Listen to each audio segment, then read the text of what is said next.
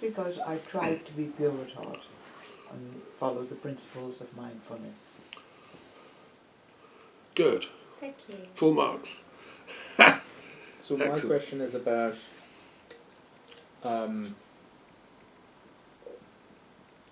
I was thinking about it as you said the words of Kant, as in dare to be wise, looking at others as idols of the masterpiece. Sapere Yeah. Yeah, so there were a lot of names and stories and people there, right? How would you say you should balance your time between looking at others' lives versus looking inside you and trying to understand your being? Because the risk, or not the risk, but what I was the slightly feeling there was almost getting to become like someone else, or how do I put it? Like, if I was to embody all of that, I would be living their lives rather than my life. Sure. Does that make any sense? Yeah, no, I hear what you're saying. So I think the Christian answer to that, or the metaphysical answer, is to talk about the communion of saints. One of the things in the Declaration of Faith, or the creed, we call it, which is the condensed wisdom that Christians are supposed to follow, which one of the things is I believe in the communion of saints. And that to me is the most important phrase in the whole creed. The rest aren't that important. The communion of saints means that, the people I'm talking about are saints, right?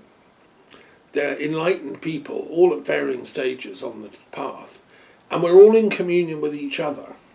Once you step on this path towards enlightenment or mindfulness, whatever your outer label, you may be a Buddhist monk, a Hindu sage, a Christian Baptist, a Jewish Kabbalist, or whatever, you enter the path of saints, right? And we're all in communion with each other. Now, what does that mean? That means that as I sit in France, I'm in touch with my students, my friends, my fellow wisdom seekers, and I'm learning as they're learning. They're learning from my mistakes and my achievements, and I'm learning from theirs. And we're all like part of God's big classroom. So it's not whether you're living his life or he's living yours. We've all got to sit the exam separately. After death, there seems to be, according to near-death experience research, a kind of life review. When you die, there is a kind of the soul meets its guides and is guided towards how do you think that life went, Thomas? Type of thing. I'm going to demand a replay of the whole thing and say, where did I go wrong? What should I have done differently? Hope they've got time. I believe heaven has got eternity, so that's not a problem. I think we all learn from each other. And so it's the lessons we're learning that matter. If I can tell you about 40 amazing people who had incredible lessons, take it away with you. Got it. And then when you have to face those decisions, you'll be able to leap over the fences. Maybe I was getting overwhelmed by all the things to absorb. Well, sorry, it's a condensed version. Yeah, This is a year-long course on enlightenments in a nutshell, right? But you'll be able to watch the replay, and you can have the access to the full course. It's the lessons that matter. It's not the personalities. Got it. Yeah. Okay. Right. Are we having a mini break? Or No, we're just going straight into the next bit. Is that all right? Yeah, that's fine. I just want to We'll have a mini break after this bit. Yeah. Okay. Break. Okay. This bit's important, but it follows on. Going back to Khadija and Muhammad. So go back to 600 years after Jesus' teachings. The church has taken over the empire, the Byzantine Empire, in this place called Mecca, which was descended from Hagar and Ishmael, these Quraysh Arabs. They had a sort of Gnostic house church going on. They loved Jesus, they understood everything. But they didn't really like imperial Christianity, the Byzantine Empire. And they didn't really like the Persian Empire, who were always fighting each other. And Muhammad, who was a self-taught mystic, who travelled, he was in charge of the Meccan caravan trade for his wife Khadija. He came in contact with people throughout the Middle East. He went to Hira and other places, Damascus, and he met Christian monks, he met Jewish rabbis, he met Zoroastrian priests, and he asked everyone, what is the meaning of life, you know. And he obviously learned through self-reflection and through interior prayer, he learned how to access the higher divine intelligence. I've done a 10-year project, a commentary on the entire Quran, where I explain what might have happened. A lot of it's learned conjecture, because there's no written records of this. But I think as a historian of the transpersonal, we have the right to fill in the gaps, right? And if you read the Quran, which we have, as a text that's come down, it's obvious that he had these experiences. It came from a deep existential place of enlightenment within him. The core point of the Quran, if you read it, the core meaning, the message, is the only way to defeat evil is to surrender to the good and call in the superpowers. Because we here on this plane in Kali Yuga have fallen into such great darkness that we need backup. And the only way to invoke that backup is to summon it. And so we should pray, you know, that's the core message of Islam. And the word Islam itself means surrender. Now, so a friend of mine said to me yesterday, she's Lebanese, we're going to go on fighting and we're going to fight forever against Israel, I think she meant. And what I said, yeah, okay, but what I've experienced in my life is that if you fight to the death with someone, you never reach peace. It goes on, generation after generation, revenge killings and so on. I said, what I find best for peace is if you both surrender simultaneously to the absolute. So if the government of Lebanon and all the priests and scholars said, we surrender to the absolute, and all the people in Israel said, we surrender to the absolute, and all the people in Gaza and Palestine all surrendered simultaneously to the absolute, i.e. to the kingdom of God, the higher powers, then we can all simultaneously put our weapons down. Now that's what Muhammad was trying to get us to do. That's what Islam means. Surrender to the absolute. And there's a brilliant illustration of this in a true story by Ali, who was the greatest of Muhammad's disciples, married his beautiful daughter Fatima. And Ali was there when most of the Quran was received, so he knew the inner meaning of these verses, right? Anyway, Muhammad didn't say, just let people walk all over you. And, you know, they persecuted Muhammad in Mecca because he was teaching this wisdom. And the pagan establishment that ran Mecca, trader types, saw it as a threat. No, he's trying to change our religion. We've got 365 gods in our temple, the Kaaba. What's this chap doing? Let's chase him out of town. So they started spitting at him in the street, tripping him up as he walked, throwing stones at him, you know, like, oh, there's that eccentric god, crazy guy, you know.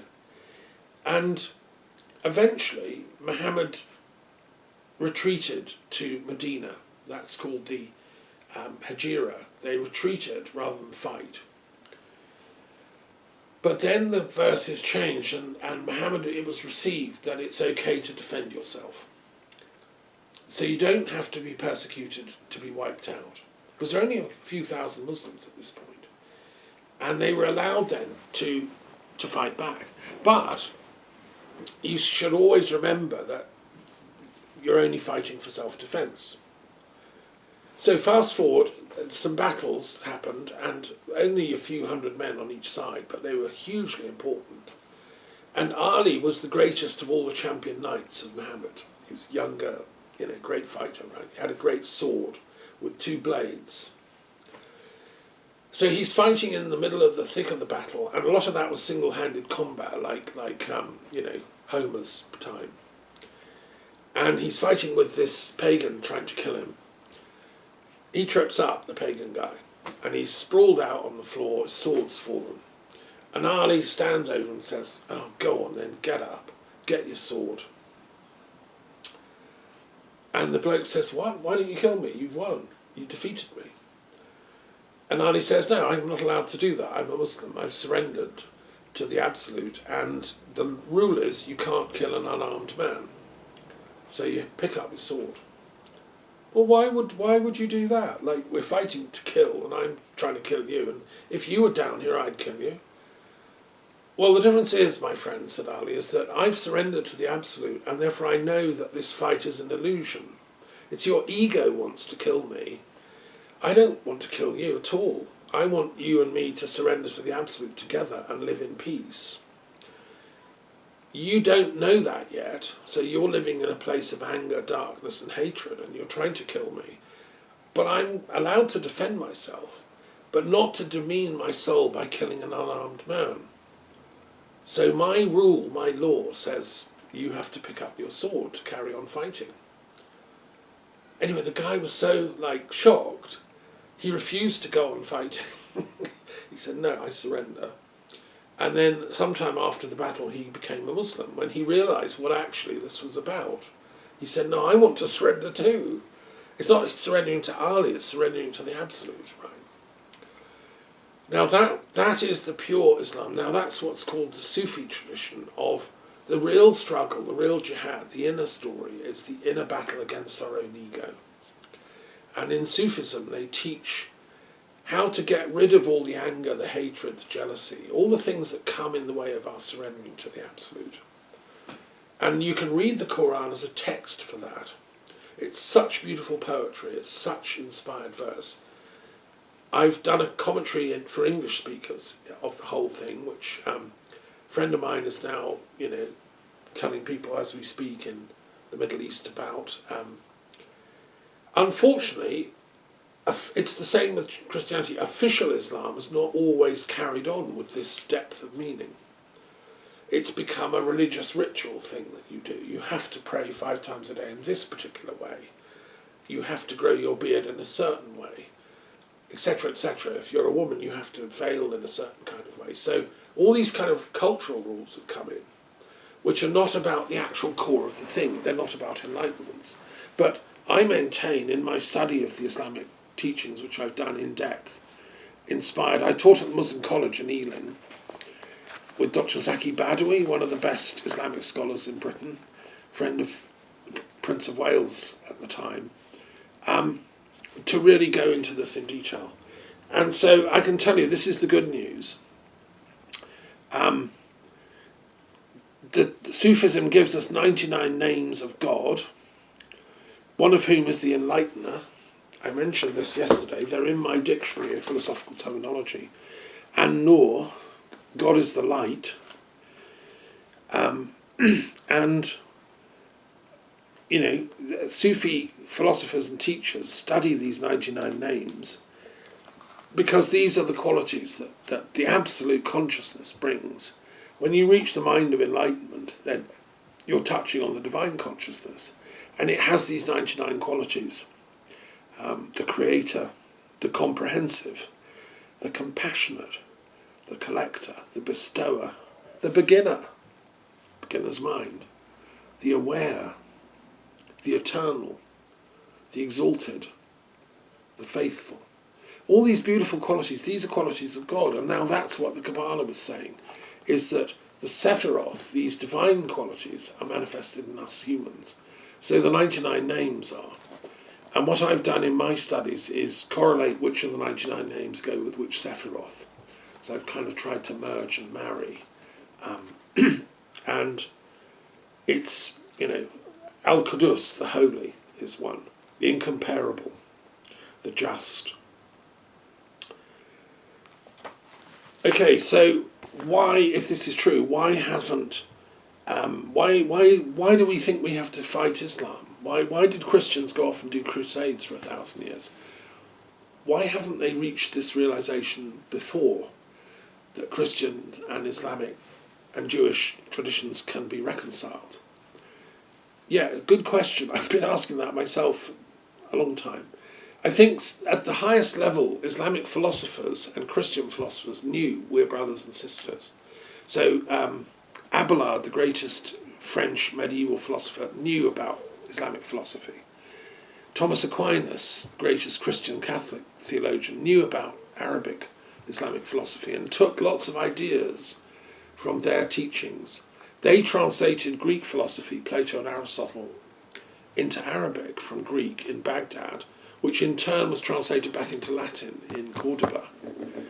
And so when you get to that level of enlightened mind, you realise that, hey, we're all communing saints here. So there's no wars here. And some of the Islamic philosophers even went a stage further. They said, when you reach the mind of enlightenment, you realise there's only one mind. There's a collective consciousness among us all. So this chap over there, this chap in Spain, that guy in Baghdad, this guy in Mecca, we're literally thinking the same thoughts because we come from the same divine mind. There is only one divine mind here. It's God thinking through us, right? And so there was speculation about this. And in medieval philosophy, this was one of the big questions. You know, how, if there's only one mind, how do you have individual souls? That was a big discussion point among medieval, and it's still going on. Jung talks about the collective unconscious. So I can have a dream that my girlfriend's having in Scotland, 1,000 miles away, the same dream, same time. We're kind of interconnected through the collective unconscious. I think the answer's to do with love. When you love somebody, you merge, you become one, but you also stay separate. Otherwise, you can't do love if you're totally the same. So it's what Ramanuja said, non-dual Vedanta. So you keep separate in order to love. And I think that's what Islam does, and I think that's what Christianity does, and Judaism. They're non-dual, they're dualistic tantra, keeping the two-ness of things alive so that love can exist. Sorry, what's the example of that in Christianity? Well, the love of God, because God is other. If we're going to love God, there has to be a certain degree of otherness left. Martin Buber, Jewish philosopher, talked about I and thou. God has to be a thou for the I to love, rather than we all just merge into a oneness.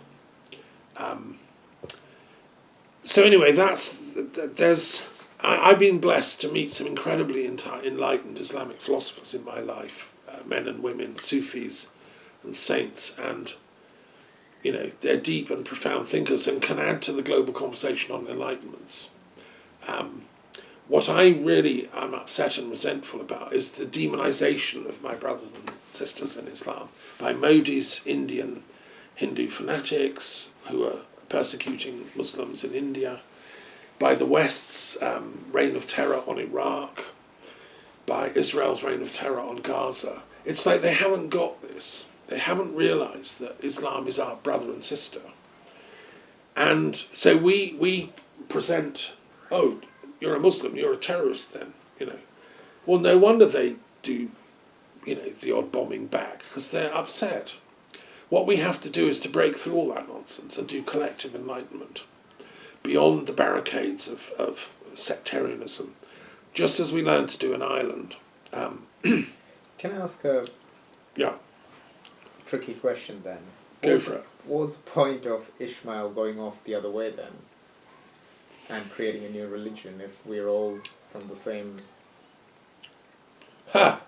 It was a quarrel among the women, because Sarah, the first wife of Abraham, was jealous of Hagar, the beautiful Egyptian princess he brought back from Egypt, and said, I don't want her around, Abraham, get rid of her. So Yeah, he yeah. took her down off into the desert. But That's really, the story. Yeah, that's the story. But why do we exist in groups, separate religions? If just asking. Yeah. A bit No, it's a very good philosophical question. So, since we're talking about Islam, I'll give you the Islamic answer. There's a verse in the Quran, Surah, which says God could have created all the beautiful people as one tribe. But instead he created us of different nations, different races, different languages, so that we may come to know each other and learn to appreciate and love each other. That's paraphrasing it, But the point of that verse is God could have made it all the same. Like we could all be like all Chinese looking or all Arabic looking. But God wanted some of us to be Mexican, Celtic, Eskimos, African, different colours, shades, because we're all beautiful in that diversity. So God was on the rainbow job from the beginning. I wouldn't like Leicester Square to be all burgers or. Yeah, it would be boring. So diversity is built into the unity. That's why Islam is esoteric monotheism, not exoteric. Okay, so a little break, and then I'm going to finish with the last session for the day, and then it's time for Sophie to do her healing. Yeah. Right. No, very interesting. Yes, it is actually.